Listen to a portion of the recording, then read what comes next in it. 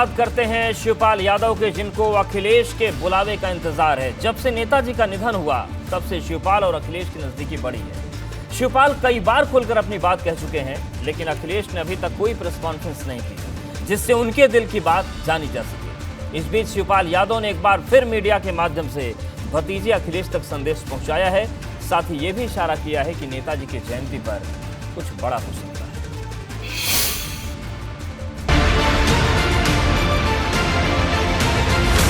क्या चाचा और भतीजे के बीच दूसरी बार सुलह होने वाली है?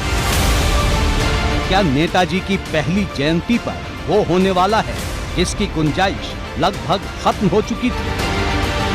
दरअसल चाचा शिवपाल सिंह यादव इन दिनों भतीजे अखिलेश पर फिदा नजर आ रहे हैं। ना कोई बात ना तकरार, सिर्फ और सिर्फ शांति की बात। और शांति के इस अध्याय के बीच सुलगता सवाल ये है कि क्या शिवपाल की प्रसपा का अखिलेश की सपा से समझौता होने वाला है? और क्या इसका शुभ मुहूर्त भी निकल चुका है? क्योंकि शिवपाल यादव ने साफ कह दिया है कि उन्हें जिम्मेदारी का इंतजार है। और शुभ मुहूर्त के सवाल पर इशारों इशारों में कहा, नेताजी की पहली जयंती तक इंतजार कीजिए। जिम्मेदारी का इंतजार है। तो ये प्लीज वेट कब तक चलेगा? बहुत टाइम हो गया इसको तो देखिए, अभी नेताजी के जाने के बाद हम सब लोग शोक में हैं, अभी भी शोक में हैं। और अभी नेताजी का जन्मदिन भी आने वाला है, जो हम हर साल मनाते थे। यानी मुलायम की जयंती पर समाजवाद की सियासत कोई नई करवट ले सकती है। और शिवपाल के इशारे के बाद राजनीति में नया तूफान खड़ा हो गया है।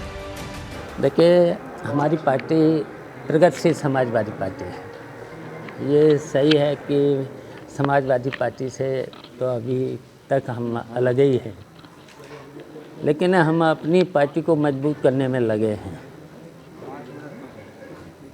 तो नेताजी के जाने के बाद सही है कि हम लोग शोक में हैं, लेकिन हम नेताजी के आदर्शों पर चल करके अपनी पार्टी को मजबूत करेंगे। शिवपाल का शांति और समझौता संदेश ऐसे वक्त में आया है जब यूपी निकाय चुनाव की दहलीज पर खड़ा है। क्योंकि नेताजी के निधन से पहले शिवपाल लगातार ये दावा करते आए हैं कि निकाय चुनाव में उनकी पार्टी प्रसपा मजबूती से लड़ेगी। हालांकि अब शिवपाल की जुबान बदली है और वो नेताजी के आदर्शों पर राजनीति की बात कह रहे हैं। शिवपाल यादव को समाजवादी पार्टी में नई जिम्मेदारी मिलने का इंतजार है। दरअसल मुलायम सिंह यादव के निधन के बाद शिवपाल यादव ने साफ तौर पर कहा था कि उन्हें इंतजार है कि समाजवादी पार्टी में उन्हें क्या नई जिम्मेदारी दी जाएगी। और एक बार फिर जब शिवपाल यादव कल्कि महोत्सव में पहुंचे तो उन्होंने यही बात दोहराई। शिवपाल यादव ने कहा कि उन्हें इंतजार है कि अखिलेश यादव उन्हें समाजवादी पार्टी में क्या नई जिम्मेदारी देंगे। शिवपाल यादव ने इस बात के भी संकेत दिए हैं कि मुलायम सिंह यादव की पहली जयंती पर कुछ बड़ा फैसला अखिलेश यादव ले सकते हैं। शिवपाल पर जितनी नजर सपा के नेताओं की है, उतनी ही नजर भाजपा की भी। क्योंकि वक्त वक्त पर भाजपा के नेता शिवपाल के दर्द पर सियासी नमक छिड़कते रहते हैं। लोकतंत्र नाम की चीज वहाँ नहीं है। वन मैन शो पार्टी है। मुलायम जी के बाद अखिलेश जी, कोई और नहीं था पार्टी में, भाई थे, उनको बना देते।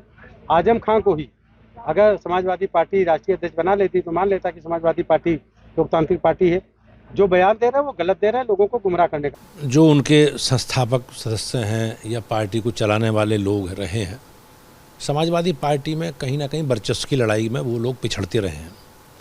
आप पुराने लोगों के बारे में विचार करोगे तो उसमें ये चीज़ें परिलक्षित होती हैं। शिवपाल जी का जहाँ तक विषय है, शिवपाल जी तो प्रारंभ से ही 2012 के बाद उनकी भूमिका लगभग समाप्ति की तरफ है और उन्हें अपने बारे में ज़रूर विचार करना चाहिए। समाजवादी पार्टी का जहाँ तक विषय है, समाजवादी पार्टी में अखिलेश जी ना अपने परिवार को संभाल पा रहे हैं, ना अपने घर को संभाल पा रहे हैं, ना अपने गठबंधन को संभाल पा रहे हैं। ये बात सच है कि शिवपाल पर भाजपा की नजर बहुत पहले से है, क्योंकि अपर्णा यादव को भाजपा पहले ही अपने साथ जोड़ चुकी है और लक्ष्य सीधे सीधे यादव वोटर को साधने का है। लेकिन शिवपाल की बदली हुई जुबान भाजपा को चुभ सकती है, क्योंकि शिवपाल को भाजपा के साथ जोड़ने का सवाल जब जब भगवा ब्रिगेड के सामने आया कभी भी सीधे तौर पर इनकार नहीं किया गया। इस तरह का अभी कोई विषय या प्रस्ताव नहीं है, लेकिन लोकतंत्र में, चुनावी राजनीति में हमारे लिए कोई भी अलग हमसे छूटा नहीं है।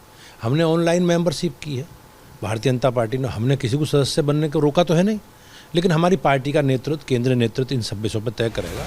शिवपाल ने अपना इशारा साफ कर दिया है।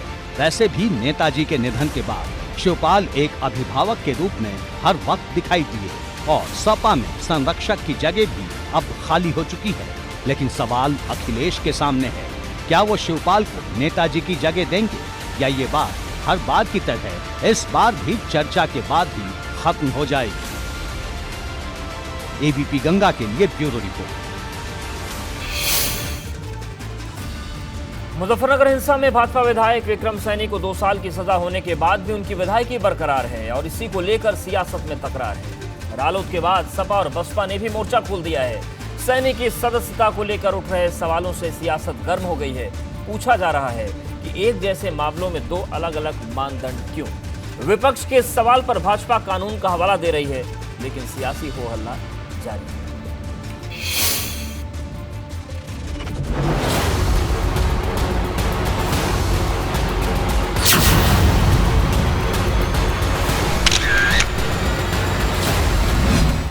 भेदभाव के आरोप, भाजपा विधायक को मिली सजा पर विधानसभा अध्यक्ष की निष्क्रियता पर सवाल और एक जैसे मामले में अलग अलग कानून लागू करने वाले आरोपों पर यूपी की सियासत गर्मा गई है।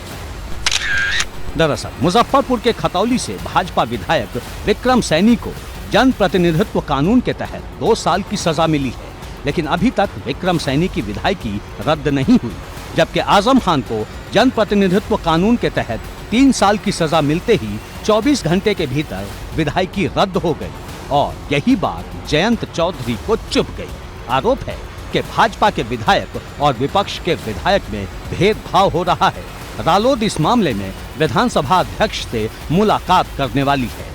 हाँ, मैं समर्थन करता हूँ कि आजम खान में बहुत जल्दी कार्रवाई की गई और अपने लोगों पे ये कार्रवाई बहुत देर में करते हैं और भगवान इनको शक्ति दे कि जो ये विपक्ष के लिए काम करते हैं ये अपने विधायकों के लिए भी, अपने सांसदों के लिए भी उसी तरीके से काम करें जिस तरीके से विपक्षों के लिए कार्रवाई करने में बहुत तेज़ी बरतते हैं।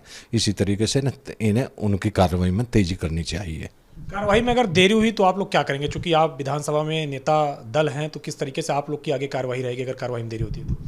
अगर कार्रवाई में देर होती है तो हम विधानसभा अध्यक्ष से मांग करेंगे, हमारी पार्टी, हमारा दल ये उनकी सदस्यता निरस्त करने की मांग करेंगे।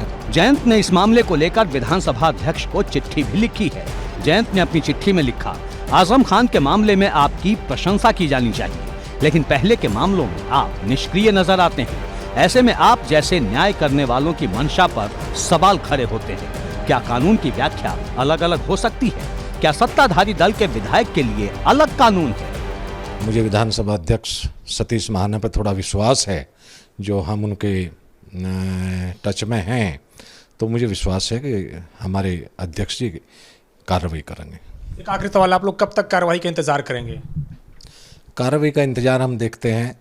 जिस भाजपा विधायक विक्रम सैनी का जिक्र हो रहा है, उस पर 27 फरवरी 2013 को भड़काऊ भाषण देने के मामले में केस दर्ज हुआ था, जिसमें 2 साल की सजा हुई, लेकिन अब तक सदस्यता रद्द न होने के चलते सियासत तेज हो गई है।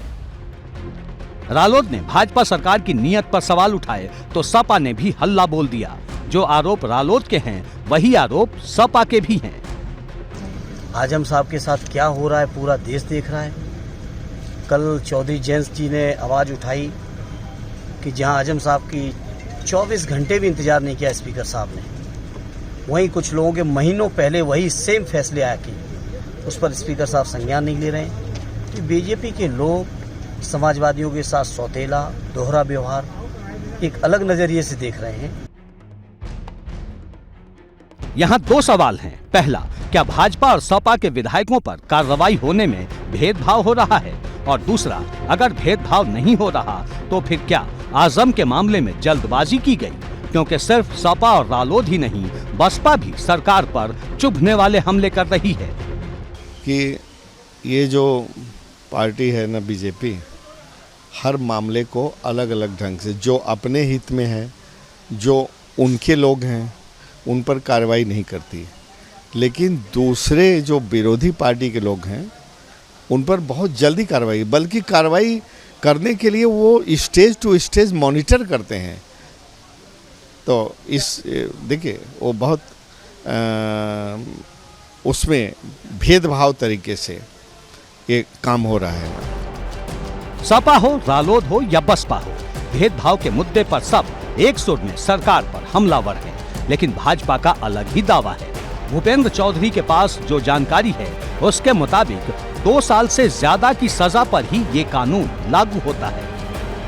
नहीं, जो व्यवस्था है, जैसी जानकारी मुझे है, उसमें 2 साल से अधिक जिन लोगों को सजा होती है उनकी सजा जाने का प्रावधान है। और जयंत चौधरी तो बड़े नेता हैं, बड़े पढ़े लिखे भी हैं, उनको किसी ने सही जानकारी नहीं दी क्या? अब मुझे ऐसा ही लगता है, ऐसे हो सकता है। उन्होंने पत्र लिख दिया है सतीश महाना को। तो जो व्यवस्था है, वो व्यवस्था में 2 साल से ज्यादा जिन लोग। भूपेंद्र चौधरी को ये जानकारी कहां से मिली है ये तो नहीं पता, लेकिन कानून के जानकार बताते हैं कि ऐसे मामलों में 2 साल की सजा पर भी विधायकी चली जाती है। देखिए, जो दंगे भड़काने यानी जैसे 153A है, यानी inciting violence, disrupting communal harmony, inciting violence on caste या इन लाइंस पे, या टेररिस्ट डिसरप्टिव एक्टिविटीज़ एक्ट में सजा है, या कुछ जो बाकी ऑफेंसेस हैं सबसेक्शन 1 में मेंशन, यदि इसमें फ़ाइन है या सज़ा है तो इररिस्पेक्टिव कि कितना फ़ाइन है या कितनी सज़ा है, डिस्क्वालिफिकेशन अट्रैक्ट हो जाएगा। यदि फूड एडल्ट्रेशन एक्ट में सज़ा होती है, या एक आध उसमें और हैं ऐसे ऑफेंसेस, जैसे डाउरी प्रोहिबिशन एक्ट है, प्रिवेंशन ऑफ होर्डिंग एंड प्रॉफिटेरिंग है, इन 3 सिचुएशंस में यदि 6 महीने की सज़ा है या उससे ज़्यादा की तो डिस्क्वालिफिकेशन अट्रैक्ट हो जाएगा। बाकी इन सब चीज़ों को छोड़ के जो किसी भी ऑफेंस में यदि सज़ा है तो 2 वर्ष या उससे अधिक की सज़ा पे डिस्क्वालिफिकेशन अट्रैक्ट होगा। यानी रालोद के आरोपों में दम है और रालोद के मुताबिक विधानसभा अध्यक्ष ने मामले को देखने की बात कही है। अब स्पीकर पर निर्भर है कि वो क्या कहते हैं, क्योंकि अंतिम फैसला उन्हीं को लेना है। एबीपी गंगा के लिए ब्यूरो रिपोर्ट।